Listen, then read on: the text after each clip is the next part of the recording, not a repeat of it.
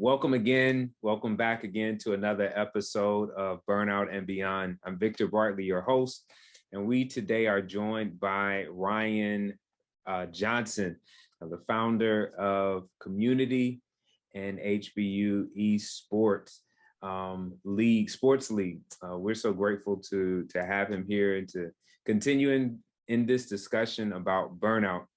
Ryan, welcome, man. What's up, man, bro? How you been? Man, I can't complain. I can't complain. We are grateful. Kids are growing, doing life, man. Just doing life. Absolutely, absolutely. Just doing life, doing life. How about you? No, all is well. It was a pretty bad storms here in Atlanta. Like the last 2 days, the tornado that touched down was like about 4 lights down from my apartment. So I was thankful that not only did we walk away okay, but like we didn't even do as much as lose power. Okay. I broke my finger like 2-3 days ago. So like that's cool. Just like adjusting and getting used to that. But no, man, all is well. No complaints. Okay. Basketball? Yeah. Like literally jammed ball hit my finger direct on. So like I don't even want to take the cast off, but yeah, finger's broken. But I'll be back in commission probably like 4 or 5 weeks. Okay, man. Okay. Well, that's awesome. Well, man, let's hop into the conversation. Tell us a little, just give us that 30-second pitch, that elevator pitch. You're in line at Starbucks or whatever the case may be about who you are and what you do. Yeah, so for sure. So again, what's up, everybody? My name is Ryan Johnson. I'm the founder and CEO of Community. Community is the leading esports and video game career pipeline program in North America for students of color. Why you should care? Nearly 83% of millennials play video games on a weekly basis. Wow. But only about 1 to 2% work full time within the industry. So our organization is dedicated to helping the consumer become the creator. We partner with underserved K-12 schools as well as HBCUs, and we build out computer science and STEM programs to kind of help bridge the digital divide and then help teach digital literacy to minority students. And we just do that through the lens of video games. Dope, super dope, man. You all are doing some major heavy lifting, man. Some heavy lifting. And Ryan, we go way back, man, with family. And I just remember the days of you playing video games and wanting to stay on the video games. And I'm not the biggest gamer even now.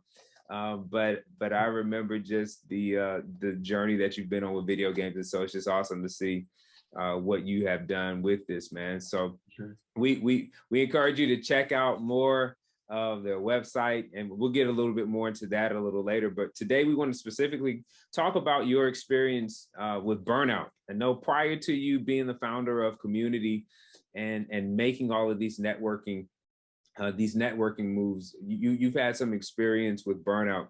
Would you share with us just a little bit about your experience with burnout? Yeah, so like right after school, so I graduated from Oakwood University, shout out Oakwood, in 2015. And like right after school, I actually got into IT sales roles, right? But in these jobs, they were super like entry level. Like they basically go hire a bunch of kids right out of college, and like that's the sales teams from their various offices throughout North America. And it was just one of those jobs where it was multifaceted, in the sense that every day we wore a suit and tie. The first 2 hours of the day, we basically had to cold call businesses and like set up sales meetings. Like that's literally what we did for the first 2 hours. And then like the remainder of the day, I would say from about 11 a.m. to about 4 p.m., we would actually like then go out into like our territories, and then like we're going business to business, like literally door to door, like asking and like trying to sell this service. So like basically right out the gate, I got into this mental habit of that work was like this vigorous grind where like literally every day you're in at 7:30, by 8 o'clock you're on the phone, by 10:30 you're out the door, you're back in by 4, you're wrapping up by 5:30, and then you're on your way home, right? And that was quite literally the schedule Monday through Friday for like the first year and a half out of school. So I would say like one of my biggest burnout moments came actually around October of 2016. I was getting ready to transfer jobs. So I was getting ready to leave that sales role and then actually move to a more strategic IT consulting position.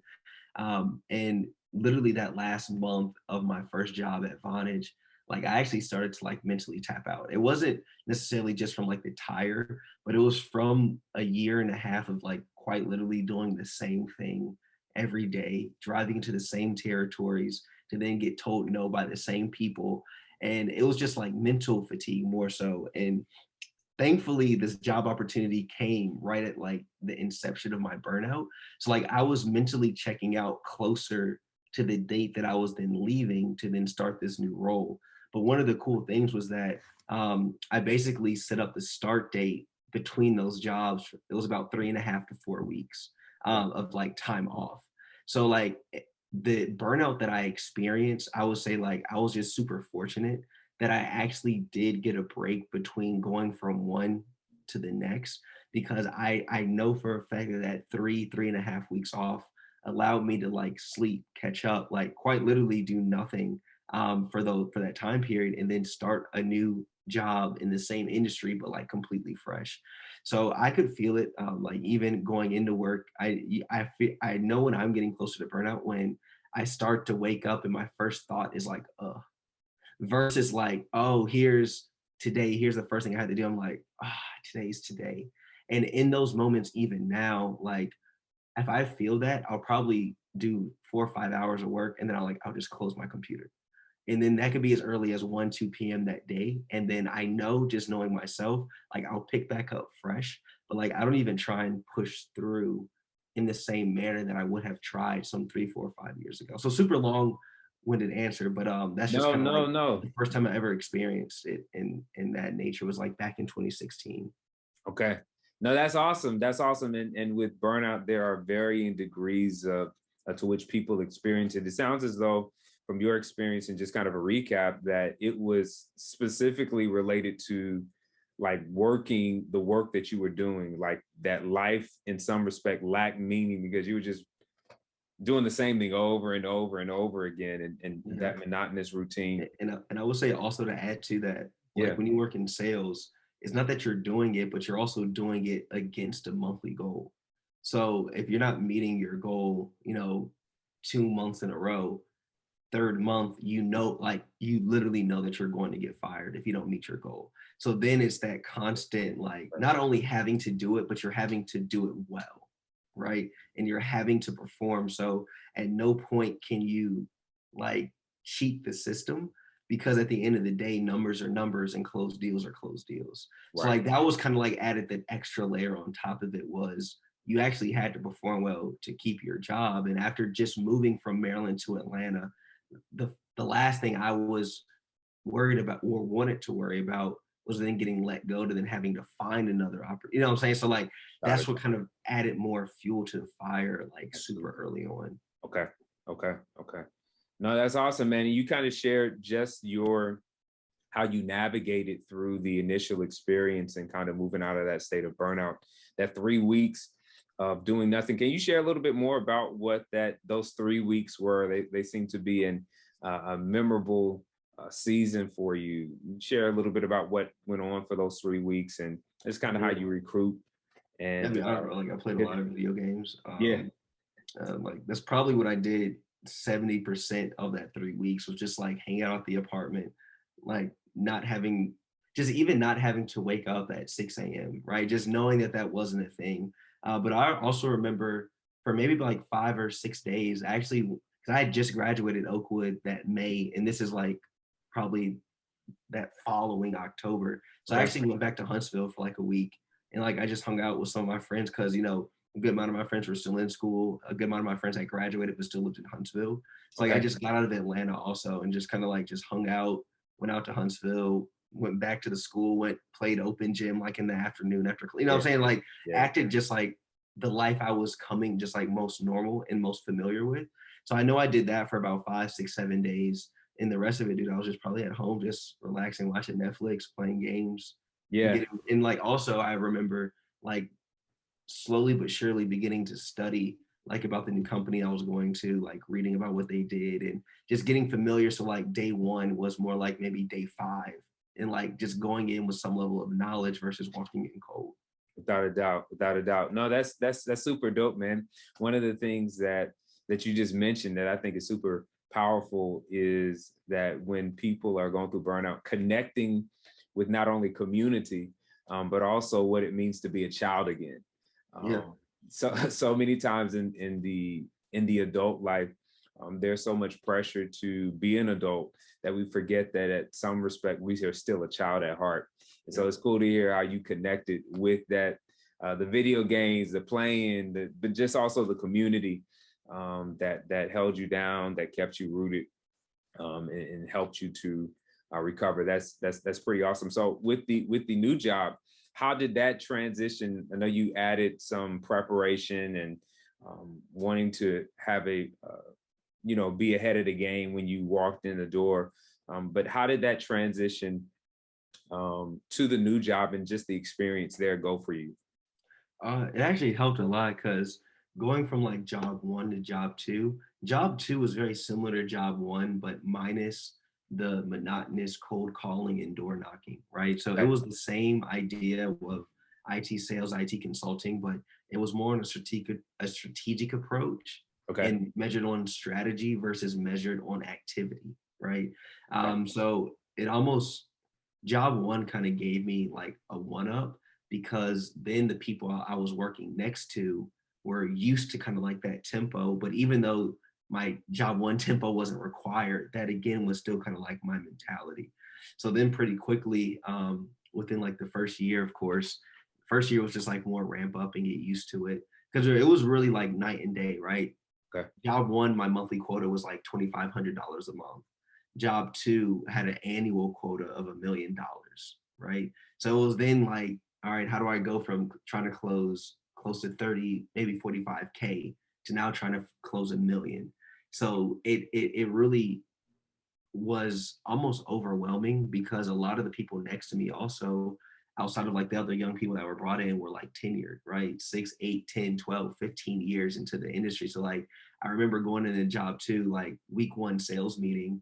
I'm like, yo, I got some good stuff. I got about like 10K, like I'm about to bring in. And I remember Susan Bowman, she's a beast. Yeah, deal one, $1.1 million. And I'm like, oh, like I'm in a completely different like atmosphere. So then it was about closing that gap of tenure with just like education and study and just figuring out how I could fit in. So it was just really fortunate because even at job two, the gentleman that still owns the company, is the president of the company, like basically took me in as a mentor and showed me like every morning, like you didn't have to get there till like 8:30, 9 o'clock probably every day, but he actually had me coming in at 8, and from like 8 to 9 we were going over like developmental stuff. And that probably was quite literally every day for maybe 6, 8, 9 months. Then going into year number two, I was kind of like equipped. Year number two, this is now 2018 from like a timeline perspective. Year number two, going into the Christmas, I was at like 1.1 million in like closed sales. And then right at the end of 2018 is when I left job two to then like pursue the things that we're doing now. Okay. Wow, man, that's awesome. And so, there's an idea that I share within burnout, that there are components from burnout that are to be fertilizer for the best you. And so to hear how you took the various parts of what was a part of your burnout, and utilized it to catapult you to where you are is super cool. It's super cool, super cool. So in the industry of gaming and sales and just the various markets that you've tapped into, what would you tell someone? You mentioned before earlier that you now know that when you are reaching that point of burnout, that you just shut down the computer, you stop, you don't try to push through it. What have you taught yourself, or what have you developed mentally to I guess to help you not try to work past that, but to just settle down and take a break? Like, because it's sometimes, and I ask that because sometimes we can just say, hey, in order to be my best me, I've got to just keep pushing through. Yeah. Right. How did you come to that place of being okay, and saying, it's enough for now? And again, I recognize also answering this question, my answer is very skewed just based on like what we do, right? But like when I started to realize that is when, and there's some caveats to this, but Sure. no one cares as much as you, right? And at the end of the day, that thing that you're like killing yourself to Wow. put out is like, there's probably not as many people anticipating that thing that Mm, you think that there are, the outside of like yourself talking to yourself. And I realized that is when I like really was like, oh, because, and then also even the opposite of that is when the times that we would hurry up and like submit a document or like stay up all night to turn in a proposal, and then you get an automatic response from that person that they're on vacation the next week. mm, You're like, yeah. For what? yeah, like, what do we just go through all of that for? And quite honestly, that person, anyway, there could be a various different reasons, but Absolutely. then the kind of the opposite of that is, of course, there are times absolutely where you have to stay up, and those are called deadlines. And if you're usually pushing a deadline, that's an earlier question of procrastination. Like, why did they get to that point to begin with? So that's a completely separate conversation. Sure. But to like answer your question is, right, not that no one cares as much as you do, right? And I think when you can just internalize that and be okay with not saying that no one wants it or that it's not useful, but that urgency is your urgency and usually not other people's urgency. And And then that's a gem. also when you kind of build your own thing, it's your ecosystem, so therefore it is your time, Mhm. right? So like when the urgency is or when something has to be delivered on, Mhm. and no matter what the external factors are or your partners or investor or whoever, the core essence of the thing. So like I say this not wholeheartedly, but to a certain degree is like we move on our own timeline. It's like we don't have to feel the need to be burnt out or to be rushed or to feel like we just need to quickly turn something around because we could very easily be like, no, thanks, that's not for us. Like Sure. we're cool. So like that's my ultimate answer is no one cares. And that's the most beautiful thing also. Cool, man. Yeah, and I mean, I'm glad you shared those caveats because those caveats because obviously everyone's not in your industry as a Right. entrepreneur, as a as a tech innovator, and so for those that are watching the replay of this that can connect to this story, there were some gems that were shared that were powerful, even for those that are in industries where it is very product driven and impacted by the client and other people are impacting your particular schedule. So yeah, just getting that you mentioned it and I think really just nailed it, the importance of being clear on what you're telling yourself, right? The messages that you continue to repeat and continue to ruminate on. And so yeah, no, that's absolutely powerful. Were you going to add something else to that? Good. Um, and I was like, that's just kind of like the main thing is, and that's why I was like, I try and be mindful of how I answer these questions because you never know who's listening, right? There's always so many different perspectives. But I was like, I don't think it matters if you have a full-time gig or you're an Sure. entrepreneur or you don't Yep. have a job right now, right? It's just about understanding and knowing what is of value and when your time is necessary. And Yeah. like if your boss hits you up on a Friday night, it is okay to not respond until Monday morning if you're a salaried employee. They pay you from the hours of Monday at 9 a.m. to Friday at 5 p.m. Right. Right. And sometimes because again, I was a victim of this. And the problem with me and kind of attest to just how we were raised, right, Mhm. is if I can help, I will help. Right. Sure. And then the thing that you want to be, but you don't want to be is the help guy in your office Mhm. because then the boundaries get removed. Right. And so it's things I had to learn was saying no sometimes isn't rude, right? Preserving self isn't selfish. Like Yeah, yeah, it, yeah. and I just think that again, like versus how I was raised, like my mom, my grandma, like they always go out of their way to help somebody, right?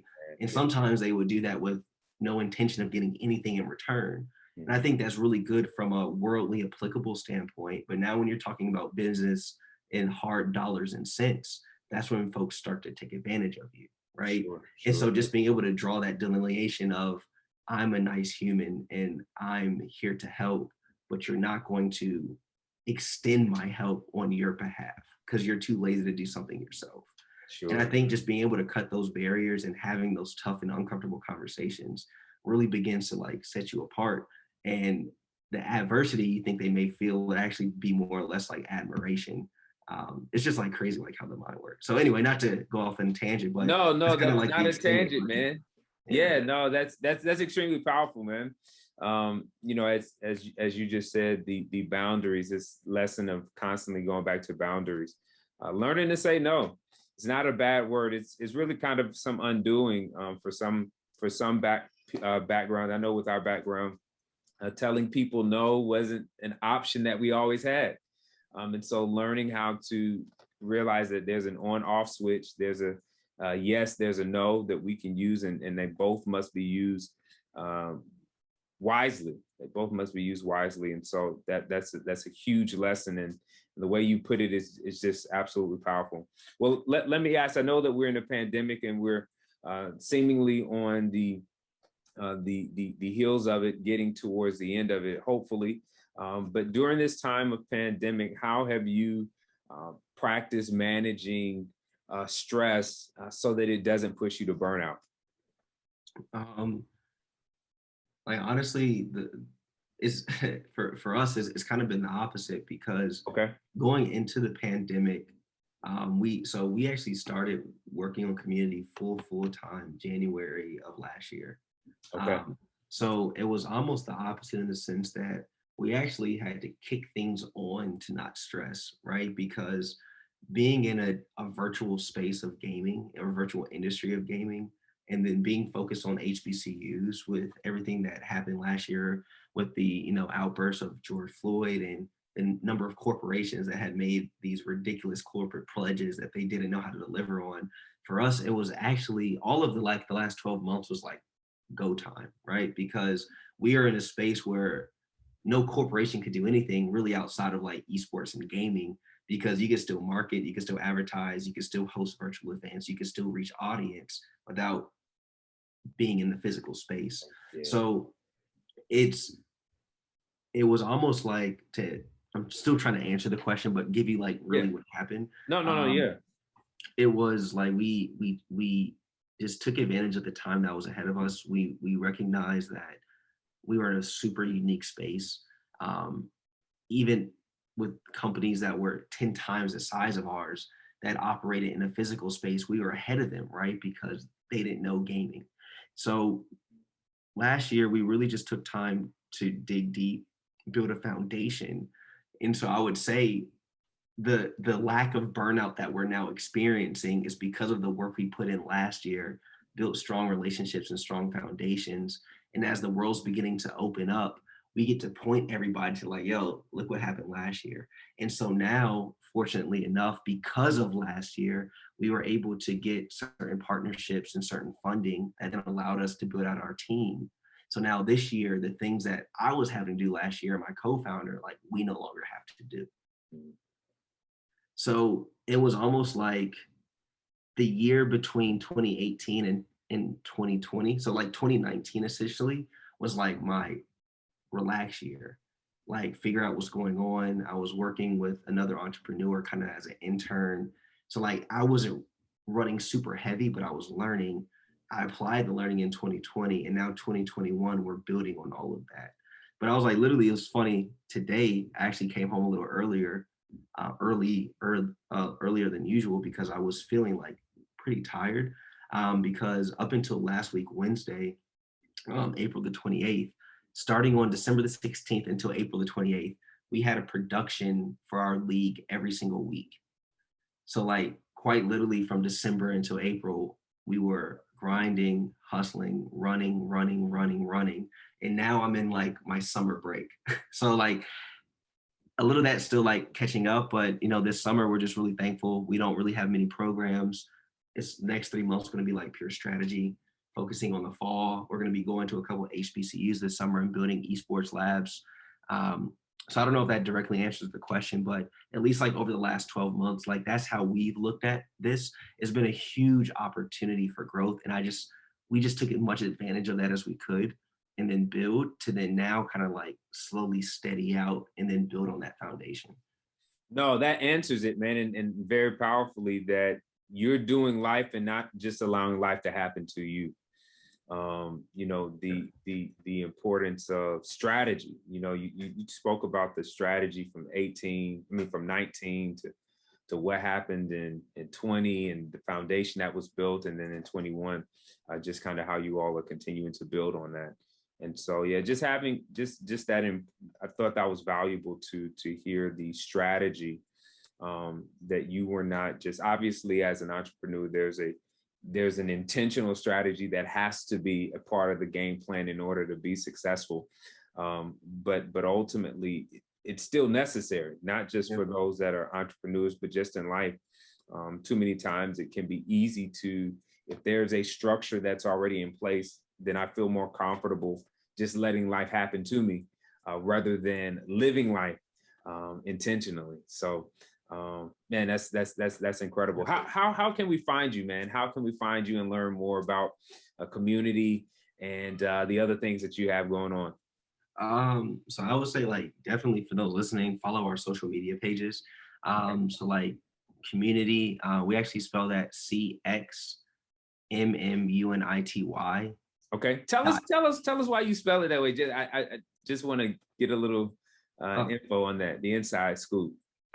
So very honestly, the original way is unavailable. So we Okay. still want so we still wanted that, but then the second reason to that, actually, well, the first reason, I say that like jokingly.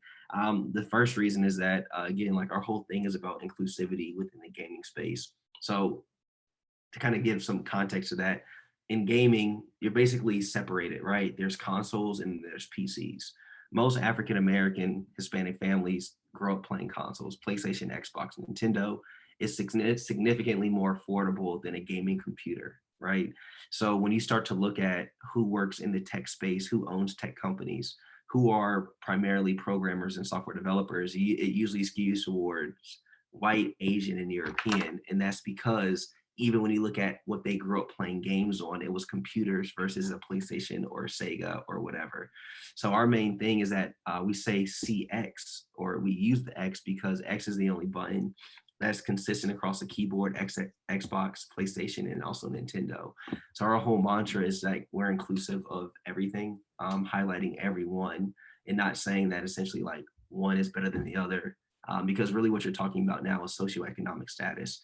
So if your family can afford a $3,000 computer, but you can get a $300 PlayStation, you should still have the same level of opportunity to then work and then play within this space. Dope, man. I love it. I love it. I love it. I interrupted you sharing. That intrigued me. So No, you're good. You were telling us how to connect with you, how to connect. Yeah, so it's community CO on everything. So CXMMUNITY CO, literally every social media, and then also HBCU esports.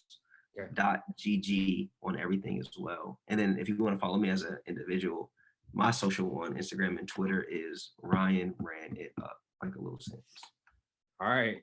Running up the score, man. I love it, man. I love it. I love it, man. Ryan, I appreciate you dropping in, man, and sharing this conversation and the gems. And again, thank you, and continued success and blessings in your journey as you continue to level the playing field and to bring opportunities to those that are proverbially and generally on the margins, man. So thanks for the work that you do, and keep climbing, man. Absolutely. Thanks for having me. Yeah, man. Thanks. Yes, sir. Peace.